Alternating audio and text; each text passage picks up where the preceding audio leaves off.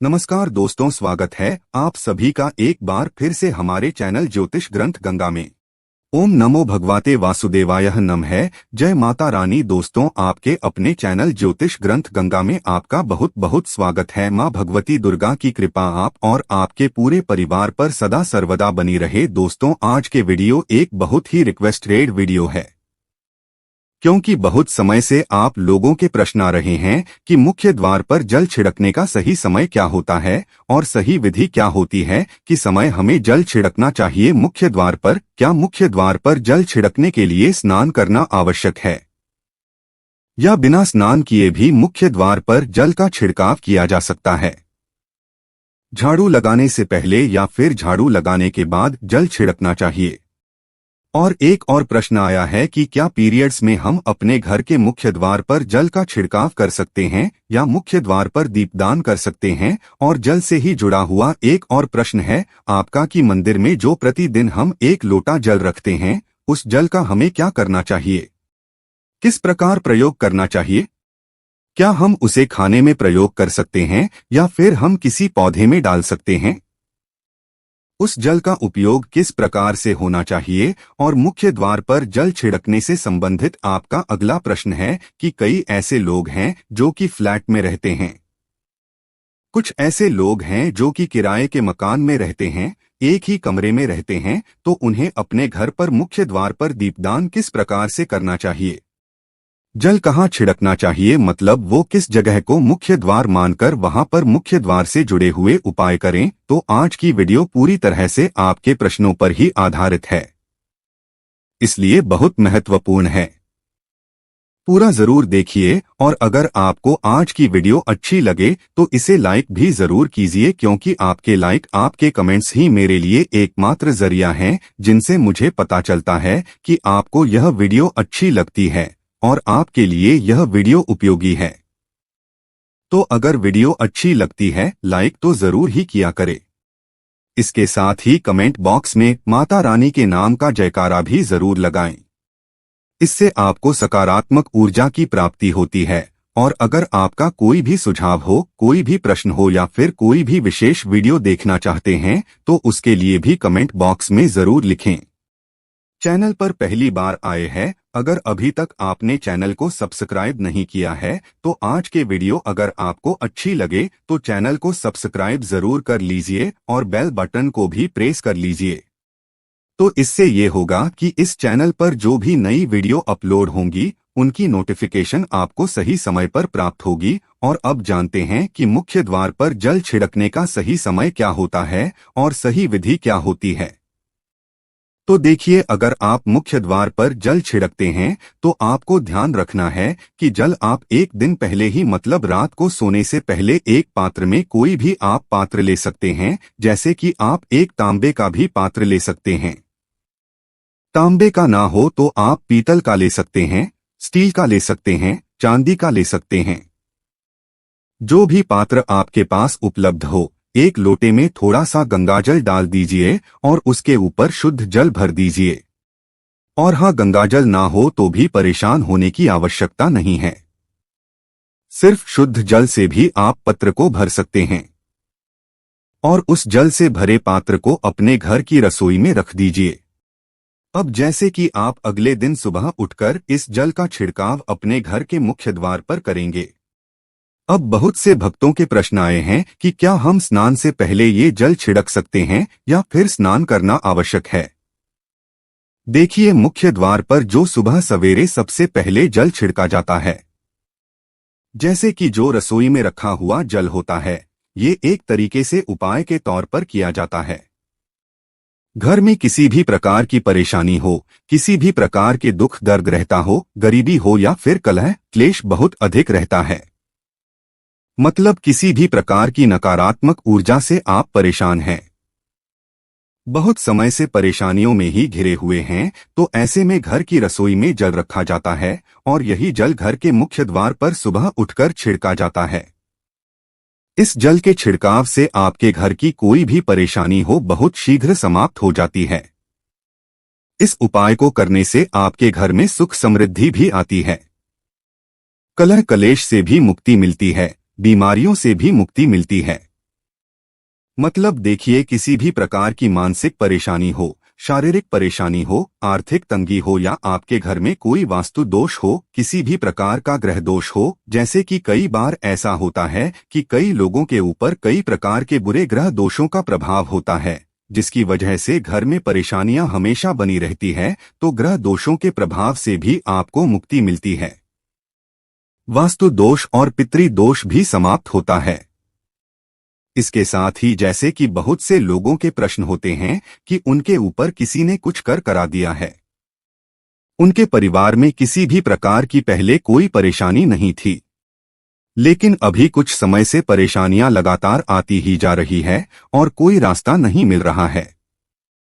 परेशानी से निकलने का तो किसी के भी किए कराए तंत्र मंत्र का प्रभाव हो, किसी की बुरी नजर का प्रभाव हो, तो भी आपके इस उपाय से मतलब इस एक लोटे जल से आपकी परेशानी स्वतः ही कुछ दिनों में समाप्त हो जाती है।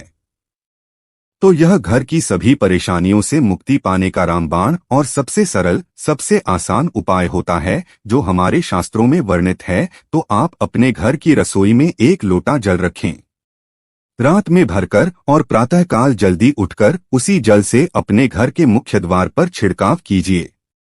अब जैसे कि बहुत से लोगों के प्रश्न आते हैं कि यह जल हमें किस समय अपने घर के मुख्य द्वार पर छिड़कना चाहिए, तो देखिए, सुबह सूर्योदय होने से पहले इस जल का छिड़काव आपके घर के मुख्य द्वार पर हो जाना चाहिए। आप चाहे इसके बाद आप शुद्ध जल से मतलब किसी भी दूसरे जल से अपने घर के मुख्य द्वार को धोते हैं तो बाद में भी धो सकते हैं, कोई समस्या नहीं है। लेकिन इस जल का छिड़काव घर के मुख्य द्वार पर सूर्योदय होने से पहले हो जाना चाहिए। और अब जैसे आपका अगला प्रश्न है कि क्या हमें स्नान करके इस जल का छिड़काव अपने घर के मुख्य द्वार पर करना चाहिए या फिर बिना स्नान किए भी कर सकते हैं? देखिए, ये जो हम जल छिड़कते हैं मतलब ये एक उपाय होता है, तो इसे हम स्नान करने के बाद नहीं करते हैं। सुबह जल्दी उठते हैं और उठकर सबसे पहले घर की रसोई में जाएंगे। उसके बाद उस जल को लेकर आप घर के मुख्य द्वार पर जाएंगे।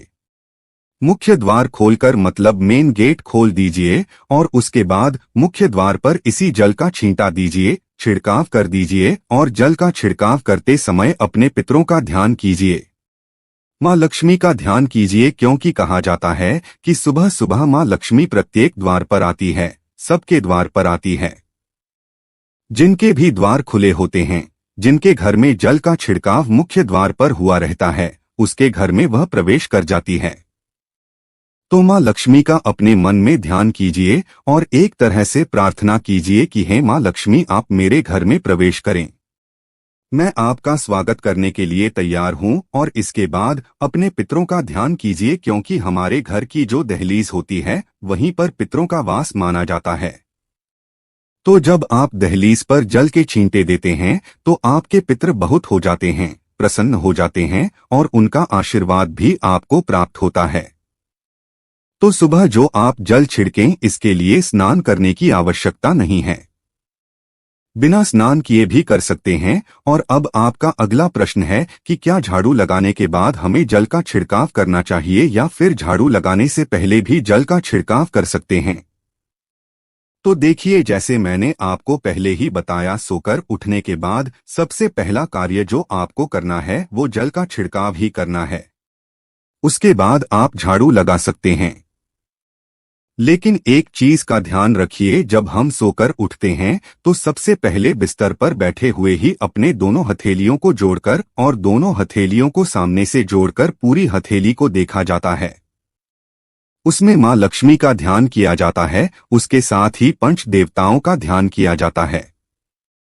पंचदेवता कौन कौन से होते हैं? माँ दुर्गा, भगवान शिव, भगवान श्री हरि, विष्णु, गणपति, गजानन और भगवान सूर्य देवता। पंच देवताओं का ध्यान हम अपने हाथों में ही करते हैं, हथेलियों में ही करते हैं। करागरे वास्ते लक्ष्मी करमधे सरस्वती करमूले तू गोविंदा प्रभाते प्रदर्शन। हम इस मंत्र का उच्चारण आप चाहें तो कर सकते हैं, नहीं करते हैं तो भी कोई बात नहीं। अपने इष्ट देवता का और पंच देवताओं का ध्यान अपनी हथेलियों में कर लीजिए। उसके बाद दोनों हाथ जोड़कर सभी देवी देवताओं को प्रणाम किया जाता है और उसके बाद अपने हाथ से पृथ्वी का स्पर्श करते हैं, धरती को छूकर प्रणाम करते हैं। 2 बार या 3 बार और उसके बाद अपना दाहिना पाँव पृथ्वी पर रखते हैं, धरती पर रखते हैं। उसके बाद ही बाकी के जो सभी कार्य होंगे वो उसके बाद ही किए जाएंगे। जल का छिड़काव आप उसके बाद ही करेंगे। मतलब सुबह उठने के बाद सबसे पहले हथेलियों के दर्शन, फिर धरती को प्रणाम कीजिए, फिर धरती पर पैर रखिए और उसके बाद रसोई में जाकर आपको जल लेना है और घर का मुख्य द्वार खोलकर मुख्य द्वार पर जल का छिड़काव करना है। माँ लक्ष्मी का और अपने पितरों का ध्यान करना है। उसके बाद आप अपने घर में आ जाएंगे और उसके बाद जो भी आपके रूटीन वर्क होते हैं, मतलब झाड़ू लगाएंगे या फिर आप स्नान करेंगे, ये सभी कार्य उसके बाद किए जाएंगे। और अब जैसे कि कई लोगों के प्रश्न आते हैं कि जब हम जल का छिड़काव करते हैं क्या उसी समय हम घर के मुख्य द्वार पर झाड़ू लगाकर और पानी डालकर क्या हम मुख्य द्वार की अच्छे से सफाई कर सकते हैं? जी हाँ, बिल्कुल कर सकते हैं। पहले आप जो रसोई में रखा हुआ जल है उस जल का छिड़काव कर दीजिए। उसके बाद और भी पानी डालकर, मतलब अगर आपके पास जल और उपलब्ध है तो और जल लेकर और घर के मुख्य द्वार की अच्छी तरह से झाड़ू से या कैसे भी सफाई कर सकते हैं। और कई लोगों के प्रश्न आए हैं कि हम किसी फ्लैट में रहते हैं या फिर किसी ऐसे कमरे में रहते हैं, किराए के कमरे में, कि हमारे पास एक ही कमरा है, तो हम जल का छिड़काव या फिर दीपदान कहाँ पर करें? किसी हम अपना मुख्य द्वार माने देखिए जो आपका अपना कमरा है या फिर जो फ्लैट है आपका जहाँ पर आपका नेम प्लेट लगा हुआ है, आप उसी स्थान पर दीपदान करेंगे और उसी स्थान पर आपको जल का छिड़काव करना है। मतलब जहां पर आपका अगर एक ही कमरे का मकान है तो आपके कमरे का जो दरवाजा है वहीं पर आपको थोड़ा सा जल छिड़कना है और वहीं पर आप दीपदान भी करेंगे। जो कि मुख्य द्वार से जुड़े हुए उपाय होते हैं वो आप अपने घर के, मतलब जो अपना कमरा है उसके बिल्कुल दरवाजे के पास ही करेंगे। और आपका अगला प्रश्न है कि क्या पीरियड्स में हम अपने घर के मुख्य द्वार पर जल का छिड़काव कर सकते हैं, दीपदान कर सकते हैं? देखिए, जल का छिड़काव करने के लिए पीरियड्स हो या ना हो उसे कोई फर्क नहीं पड़ता, आप जल का छिड़काव कर सकते हैं। रही बात दीपदान की, तो दीपदान देखिए कार्मिक पूजा में आ जाता है और कार्मिक पूजा हम बिना शुद्ध हुए नहीं कर सकते हैं। मतलब पीरियड समाप्त होने के बाद ही आप कर सकते हैं। बाकी जल का छिड़काव आप कभी भी कर सकते हैं, पीरियड्स में भी कर सकते हैं, कोई समस्या नहीं है। और अब आपका प्रश्न है कि क्या मंदिर में जो हम जल रखते हैं क्या वो रखना जरूरी है, और अगर हम रखते हैं तो उस जल का क्या करें? देखिए, मंदिर में जल रखना बहुत आवश्यक है। जल एक ऐसी चीज होती है जिसमें सभी प्रकार की जो एनर्जी होती है ऑब्जर्व हो जाती है। तो जो हम पूजा पाठ करते हैं, मंत्रों का जप करते हैं या वहां पर प्रार्थना करते हैं, जो भी हमारे अपने मन की कामना भी कहते हैं भगवान से, तो सभी चीजें उस जल में समाहित हो जाती है। इसलिए पूजा करने से पहले घर के मंदिर में एक लोटा जल रखा जाता है और उसके बाद दीपदान, मतलब एक दीपक प्रज्वलित कर दिया जाता है। यह अग्नि और जल का एक तरह से बैलेंस भी हो जाता है और इसलिए शास्त्रों के अनुसार घर के मंदिर में एक लोटा जल भी हमेशा होना चाहिए और दीपक भी प्रज्वलित करना चाहिए। तो अब इस जल का करना क्या चाहिए? देखिए, जब हम जल रखते हैं सुबह की पूजा में रखते हैं, मतलब सुबह जो हम पूजा करते हैं प्रातःकालीन पूजा, उस समय जल रखा जाता है और वो जल हम अगले दिन उठाते हैं। मतलब जब आप अगले दिन पूजा करने जाते हैं स्नान इत्यादि करने के बाद, तो आप उस जल को उठाते हैं। सबसे पहले तो उस जल का प्रयोग सुन लीजिए। आप अपने घर के सारे कमरों में, मतलब पूरे घर में उस जल का छिड़काव करते हैं, तो इससे आपके घर का शुद्धिकरण हो जाता है क्योंकि वो बहुत ही पॉजिटिव एनर्जी से भरा हुआ जल होता है। उस जल का छिड़काव करने से किसी भी प्रकार की नकारात्मक ऊर्जा का प्रवेश आपके घर में नहीं होता। किसी भी प्रकार की परेशानी आपके घर में हो, अगर आप नियमित तौर पर उस जल का छिड़काव करें अपने घर में, तो निश्चित ही आप परेशानियों से मुक्ति पा जाते हैं कि ये कराएं, तंत्र मंत्र के प्रभाव से मुक्ति पा जाते हैं। दूसरा इसका उपाय आप कर सकते हैं, जैसे कि घर में कोई बीमार है तो आप इस जल को उस व्यक्ति को पीने के लिए दे सकते हैं, और ये जल इतना पावरफुल होता है कि इस जल को पीने से बड़ी बीमारियों से मतलब लंबी बीमारियों से भी धीरे धीरे राहत मिलने लग जाती है। कई बार होता है ना कि आप लोगों के प्रश्न आते हैं कि दवाई तो हम कर रहे हैं, लेकिन दवाई हमें लगती ही नहीं है, दवाई का कोई प्रभाव ही देखने को नहीं मिलता। तो ऐसे में अगर उस जल को पीने के लिए रोगी को दिया जाए तो बहुत अच्छी दवाइयां काम करने लग जाती है। और जैसे कि परिवार में अगर बहुत अधिक कलह क्लेश रहता है, हमेशा आपस में सामंजस्य बनता ही नहीं है, आपस में हर बात पर मतभेद होता है, तो परिवार के सभी सदस्य इस जल में से अगर थोड़ा थोड़ा पीते हैं तो धीरे धीरे विचारों में परिवर्तन आने लग जाता है, सकारात्मक विचार सभी के होने लग जाते हैं और आपस में समन्वय होने लग जाता है। पर से कलह क्लेश और मतभेद हमेशा के लिए समाप्त हो जाता है। और मंदिर में रखे हुए जल का अगला उपाय क्या है? देखिए, अगर आप कोई दुकान करते हैं, कोई व्यापारिक स्थल है आपका, तो प्रतिदिन इसी जल में से थोड़ा सा जल ले जाकर दुकान पर व्यापारिक स्थल पर छिड़काव कीजिए। इससे आपका दुकान आपका काम बहुत अच्छा चलता है, मतलब किसी भी प्रकार की परेशानी आपके व्यापारिक स्थल पर नहीं आती है, क्योंकि जैसा मैंने आपको बताया ये जो जल होता है बहुत पावरफुल होता है, बहुत पॉजिटिव होता है। तो इस जल का छिड़काव करने से बहुत सारी परेशानियां स्वतः ही समाप्त हो जाती है।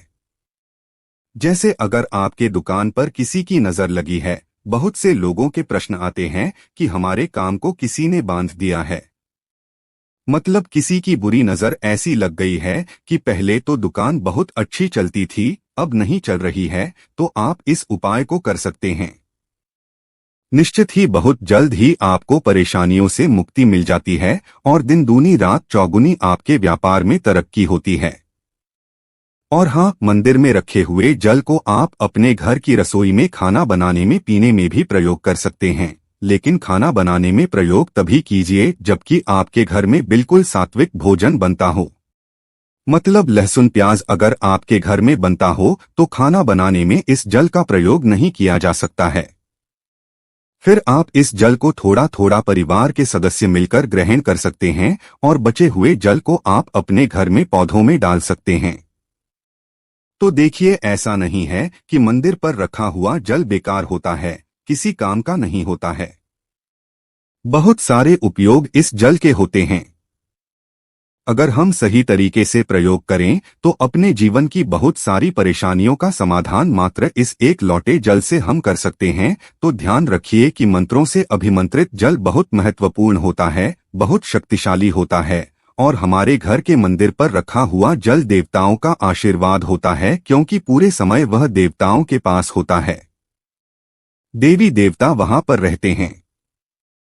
तो उस जल में हर प्रकार की शक्ति समाहित होती है, जो कि सकारात्मक शक्तियां होती है। और इस जल का प्रयोग अगर हम सही तरीके से करते हैं, मतलब उसको पीने में करते हैं, खाना बनाने में करते हैं, घर में जल का छिड़काव करने में करते हैं, तो इससे हमारी समस्याओं का समाधान होता है। और अगर कोई भी कार्य नियमित तौर पर मतलब प्रतिदिन किया जाता है तो उसका हमें लाभ प्राप्त होता है।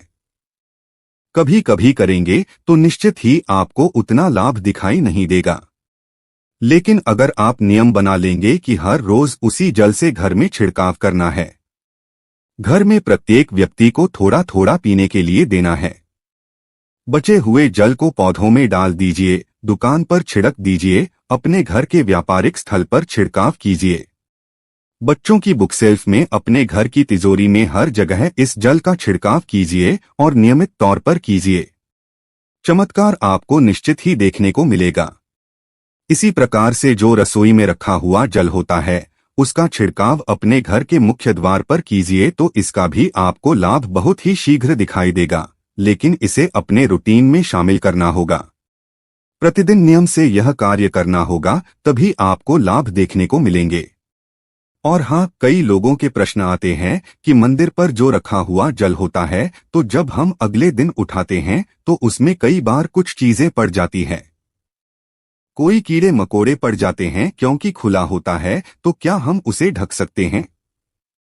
जी हाँ, बिल्कुल ढक सकते हैं। जब आप पूजा करते हैं सुबह के समय, तो जब तक पूजा कर रहे हैं, जब तक मंत्रोच्चारण कर रहे हैं, तब तक जल खुला रखिए। और उसके बाद जैसे कि आप पूजा पर से उठते हैं तो उससे पहले जल को किसी भी प्लेट से या कटोरी से ढक दीजिए।